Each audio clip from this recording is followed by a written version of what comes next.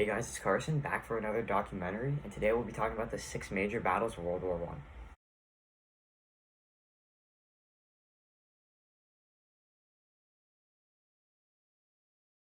The Battle of Tannenberg. The battle started on August 26, 1914, where Russian troops were dropped off into German territory.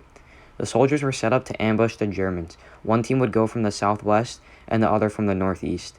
The captains in charge of this operation were General Samsonov and General Rennenkampf, both decorated commanders. Sadly, the chemistry wasn't there between the both of them. The Germans took advantage of that and decided to send all their troops to the Russian second team in the southwest region. Although they left themselves extremely vulnerable from the north, the Russians were not able to capitalize and were pushed inland, to later be overpowered by the Germans. The reason it was a major battle was because the Russians never stepped foot in Germany again for the rest of World War I. The Battle of Marne started on September 6, 1914 and ended on the 12th, 6 days later. On September 5, 1914, the British Army reached a town in Paris named Calais. This was one of the longest retreats in history. They retreated about 150 miles in only 2 weeks. The British soldiers were completely worn out. British commander Sir John French was also worn out, and he wanted to retreat. But he didn't have enough time because the German invasion was getting closer.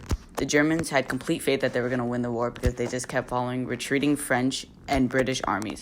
However, the Germans were overconfident and got counterattacked by the French and British forces. The exhausted Sir John French pushed one less attack on the Germans and crushed the flank. British reinforcements arrived. The battlefield was now shifting towards the Allies. German morale was also low because the German generals were having nervous breakdowns from being off all night. On September 9th, at 9:02 in the morning, the Germans were ordered to retreat, which was a massive turning point in the war because Germany's plan to capture France in a couple of weeks was completely ruined. The war had only just begun and many lives were still going to be taken.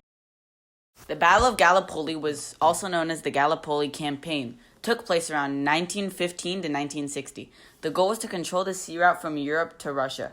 The first battle they got into was lost since the British and French naval attack failed. The Allied powers did not have enough intelligence about the terrain, which led to their demise.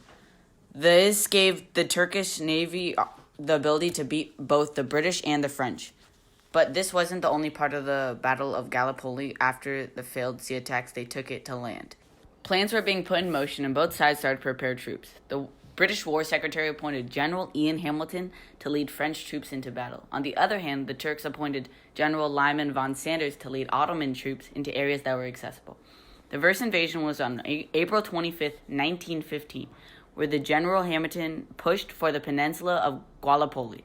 Things were starting to look bright for the Allies, besides the heavy casualties, until General Lyman von Sanders called in more troops from the peninsula of Palestine and Caucasus. This resulted in Allies having to retreat because of the lack of troops and support given by the British leader Winston Churchill. The Battle of Verdun was the longest battle in the war, stretching from February 21st, 1916 to December 18th, 1916. It was one of the most vicious battles of the war, with a death total of 700,000 on both the German and French sides. The battle only began because of German General Erich von Falkenhayn's desire to kill the most amount of French lives possible, in order to change the course the war was taking. He went into French lands and took Fort Douaumont without firing a single bullet. With German casualties increasing every day, German commanders stripped his job away to protect the remaining troops. The battle ended up being a bloody draw because both sides ended up retreating. The Battle of Jutland took place on May 31st, 1916, and ended on June 1st, 1916. The battle was surprisingly one of the only naval battles during the war. Throughout the war, Britain was able to block off Germany from getting resources, and this was important because Germany was being starved out of the war. To be exact, 300,000 men were dying because of malnutrition. Since Germany didn't want to lose the war, they started the Battle of Jutland by forming an assault on the British blockade. Admiral Reinhard von Scheer led them, even though the German naval strength wasn't as powerful as the British. There wasn't a winner in the battle because even though the Germans beat the British, they didn't do their main objective, which was to stop the blockade. The Battle of Somme started on July 1st, 1916, and ended on November 18th, 1916. This battle was the final push to get through the German lines. Till this day, there are miles and miles of trenches that were dug by the German and French. Germany knew that the British were going to make a big push, so they stayed in the trenches for days. At 7:30 in the morning, Britain's plan was finally in action.